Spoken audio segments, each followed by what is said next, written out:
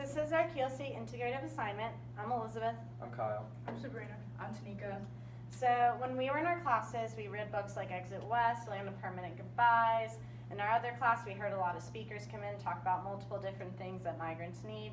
And we started to realize all of the unknowns that people went through when they were coming to a new country. So we decided we wanted to help people figure out the unknowns and help them get that next step and something they don't have to worry about.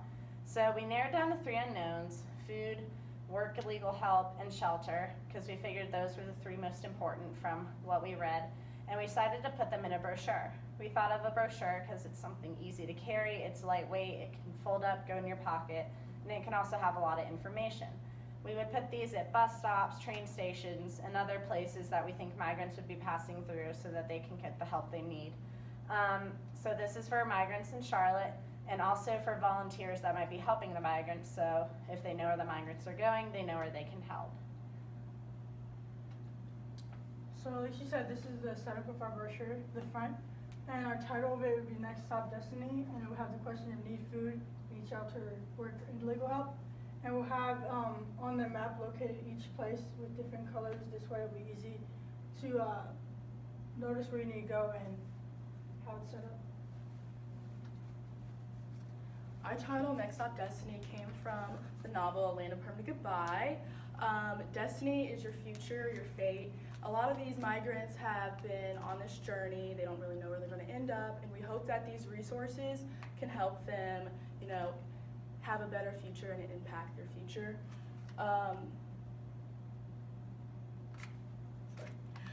So the map is broken down into 3 categories: food, shelter, and work. And we have 3 more resources like underneath those categories. So hopefully that will inform them. Like we said earlier, these are going to be located in like bus stations, train stations, and volunteers can also help. And also when they go to these places, we hope that those places can also inform them as well about other resources to help them go out and branch out into Charlotte and like find a nice place to stay here or just start their life here. And so that's our key.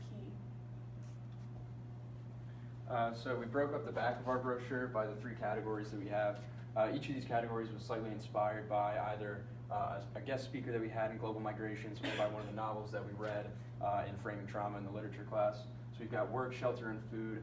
In each category, we've got the name, the address, the phone number, and the operating hours for each of our locations. The government and other public areas can discriminate based on your legal status. So we wanted to find private institutions that weren't going to do that, and that would be the most friendly and open to everybody, regardless of whether they were documented or not, or a citizen, a homeless citizen, anybody like that. So we just want to make sure that everyone would have a fair shake. The first section is work, and the first thing that we looked at with global migration was the legal. We saw that there's a lot of policies in place that a lot of immigrants will need help legally. So we made sure that for this legal office that we had, that it was private, so this way that everybody can, public, so everybody can go and it'll be free. This way that they get the services they need.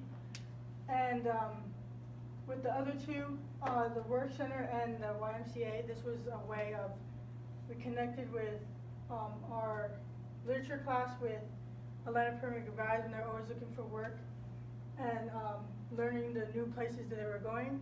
And for the YMCA is more of the learning English and getting into our culture and everything. And then for the work center, this was free jobs that they gave out for all the immigrants to get jobs and get on their feet to get money for their families and everything. So for shelter, we were inspired especially by the novel Exit West, where Saeed and Nadia had to build their own home at the end of the novel. So we're looking for places for people to stay, whether they're planning on starting a new life in Charlotte or just passing through. They're going to need somewhere to stay for the night. So we tried to find the most inclusive places that we could that wouldn't segregate based on your legal status or your family status or whatever. And for this 3rd one, for the men's shelter of Charlotte, we actually thought a lot about the H-1A visas that we learned about in Global Migrations, which is for like seasonal workers or guest workers, where they come and they send remittances home or they earn money to send back to their families from wherever they're from, and they go home. So this is what we thought would kind of cater to that audience. For our last one, food, throughout everything that we read and everything we learned, we started to realize that if you don't know where you're sleeping, you don't have work, you don't have clothes, you don't know what you're doing, how are you supposed to find food? So we wanted to make sure that we provided places for people to be able to nourish their bodies and to stay strong, to be able to help their families, and so that they would be healthy.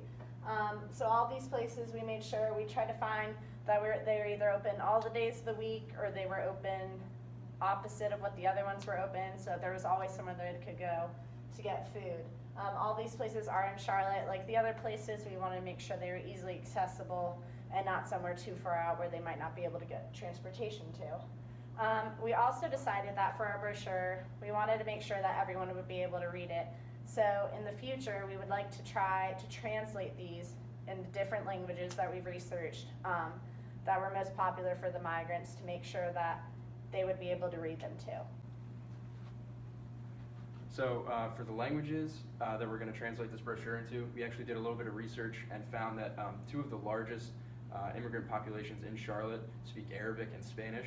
So those would be our first two languages to translate this into. And then obviously in the future we would go into other languages with other large populations of migrants in Charlotte.